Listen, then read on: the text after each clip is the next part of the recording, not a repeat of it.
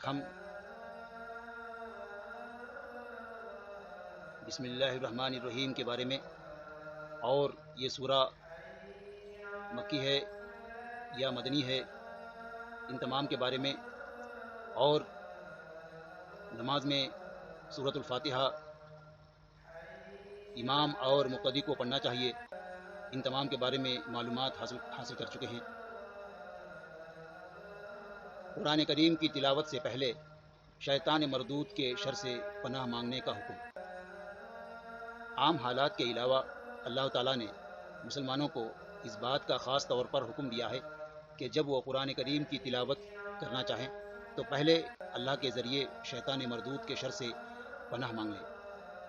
سورۃ النحل میں ہے فَإِذَا قَرَأْتَ الْقُرْآنَ فَاسْتَعِذْ بِاللَّهِ مِنَ الشَّيْطَانِ الرَّجِيمِ، جب تم قرآن پڑھو تو اللہ کے ذریعے مردود شیطان سے پناہ مانگ لو۔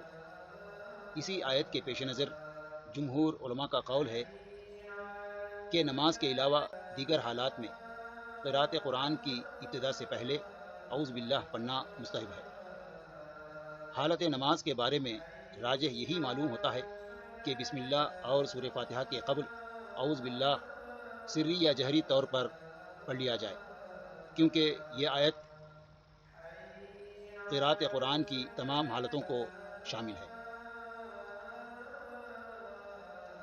معزز سامعین، بسم اللہ الرحمن الرحیم یہ کس سورت کی آیت ہے؟ صحابہ کرام نے عثمان رضی اللہ عنہ کے زمانے میں جو مصحف تیار کیا اور جس کی تمام صحابہ کرام نے تائید و توثیق کی، اس مصحف میں سورہ برات کے علاوہ تمام سورتوں کی ابتدا میں بسم اللہ لکھی گئی۔ اس مصحف میں کوئی بھی ایسی چیز نہ لکھی گئی جو قرآن کریم کا حصہ نہ تھی، نہ سورتوں کے نام لکھے گئے، نہ ہی آیتوں کی تعداد، اور نہ کلمہ آمین، تاکہ کوئی شخص اللہ نہ کرے غیر قرآن کو قرآن نہ سمجھ لے۔ اس تمام تر احتیاط کے باوجود بسم اللہ صرف ایک سورت کے علاوہ تمام سورتوں کی ابتدا میں لکھی گئی، جن کی تعداد 113 ہے۔ یہ اس بات کی قطعی دلیل ہے کہ بسم اللہ سورہ نمل کی ایک آیت کا بعض حصہ ہونے کے علاوہ یہ ایک مستقل آیت ہے جو رسول اللہ صلی اللہ علیہ وسلم پر ہر سورت کی ابتدا سے پہلے اترا کرتی تھی، اور اسی کے ذریعے آپ صلی اللہ علیہ وسلم جان پاتے تھے کہ ایک سورت ختم ہو گئی، اب دوسری سورت کی ابتدا ہونے والی ہے۔ اس کی تائید ابن عباس رضی اللہ عنہما کی روایت سے ہوتی ہے کہ رسول اللہ صلی اللہ علیہ وسلم ایک سورت کی انتہا اور دوسری سورت کی ابتدا اس وقت تک نہیں جانتے تھے جب تک بسم اللہ الرحمن الرحیم نئے سرے سے نازل نہیں ہوتی تھی۔ اس حدیث کو ابو داود اور حاکم نے صحیح سند کے ساتھ روایت کی ہے۔ یہاں تک یہ بات ثابت ہو گئی کہ بسم اللہ قرآن کریم کی ایک آیت ہے۔ اس کے بعد علماء کرام کا اختلاف رہا ہے۔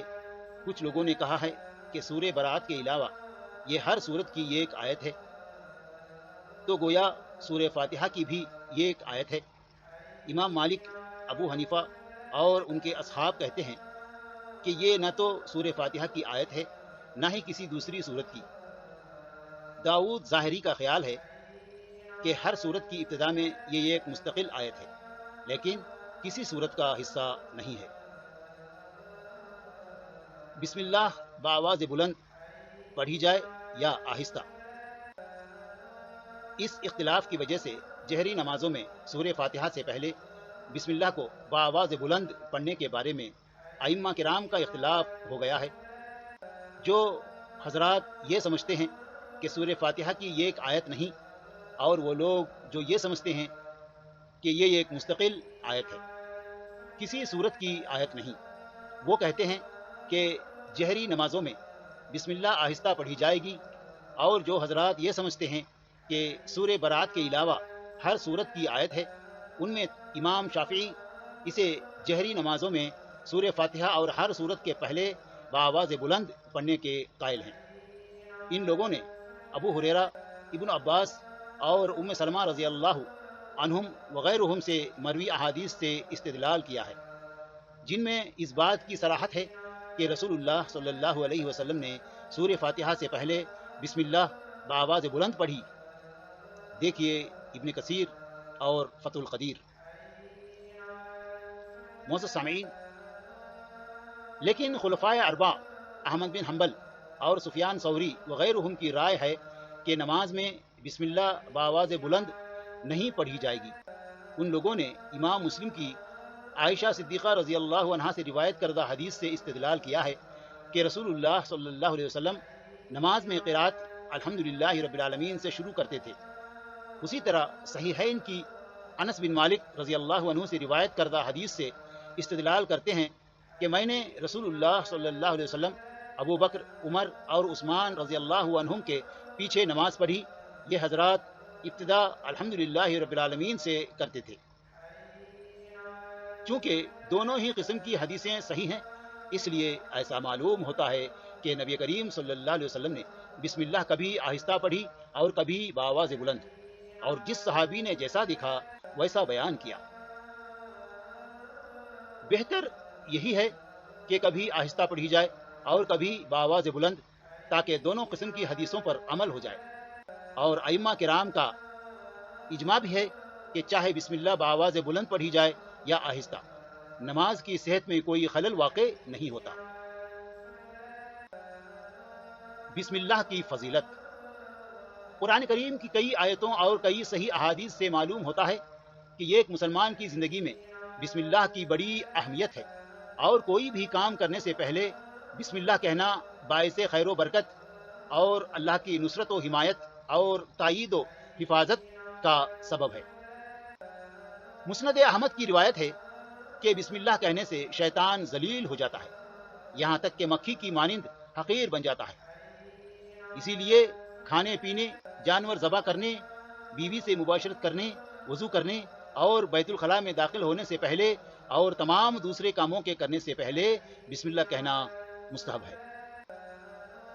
بسم اللہ کا معنی یعنی میں شروع کرتا ہوں اللہ کے نام سے جو نہایت مہربان، بے حد رحم کرنے والا ہے۔ حافظ ابن کثیر نے لکھا ہے کہ آدمی جب کوئی کام شروع کرنا چاہے تو اس کی ابتدا کرتے وقت نیت کرے کہ میں اس کام کی ابتدا اللہ کے نام سے کرتا ہوں۔ اللہ رب العالمین کا مخصوص نام ہے۔ کہا جاتا ہے کہ یہ اسم اعظم ہے، کیونکہ اللہ تعالیٰ کی دیگر تمام صفات اسی مخصوص نام کے وصف کے طور پر بیان ہوئی ہے۔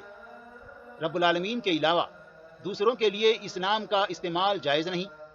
الرحمن اور الرحیم دونوں اللہ کی صفت ہیں اور رحمت سے ماخوذ ہیں، دونوں میں مبالغہ پایا جاتا ہے۔ الرحمن میں الرحیم سے زیادہ مبالغہ ہے، اسی لیے مفسرین نے لکھا ہے کہ الرحمن رحمت کے تمام اقسام کو عام ہے اور دنیا و آخرت میں تمام مخلوق کو شامل ہے، جبکہ الرحیم مومنین کے لیے خاص ہے۔ اللہ نے فرمایا وَكَانَ بِالْمُؤْمِنِينَ رَحِيمًا۔ بعض علماء تفسیر الرحمن کو تو احسان عام کے لیے مانتے ہیں، یعنی اللہ کی رحمت اس کی تمام مخلوقات کے لیے عام ہے، لیکن الرحیم کو مومنین کے لیے خاص نہیں مانتے۔ انہوں نے ان دونوں صفات کی ایک بڑی اچھی توجیہ بیان کی ہے جو عربی زبان کے مدلول کے بالکل موافق ہے۔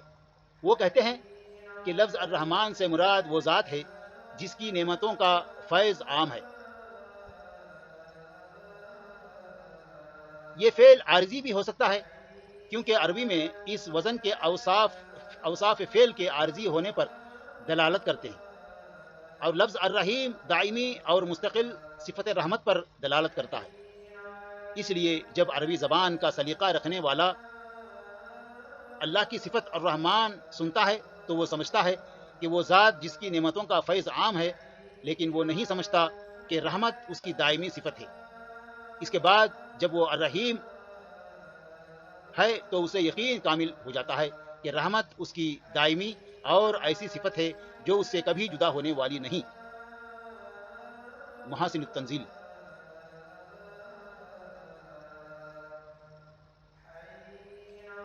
یہاں ایک اور بات ذکر کر دینے کی قابل ہے الرحمن نام ہے، یعنی الرحمن نام اللہ کے ساتھ خاص ہے، غیر اللہ کے لیے اس نام کا استعمال جائز نہیں۔ اللہ تعالیٰ فرماتا ہے قل ادعوا اللہ او ادعوا الرحمن ایما تدعوا فلہ الاسماء الحسنى، الاسراء 110۔ جبکہ الرحیم غیر اللہ کی صفت اس کی حیثیت و کیفیت کے مطابق بن سکتا ہے۔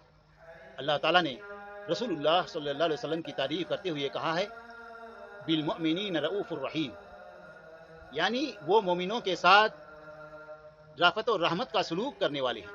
التوبہ 128۔ اللہ کے اسماء و صفات پر ایمان لانا ضروری ہے۔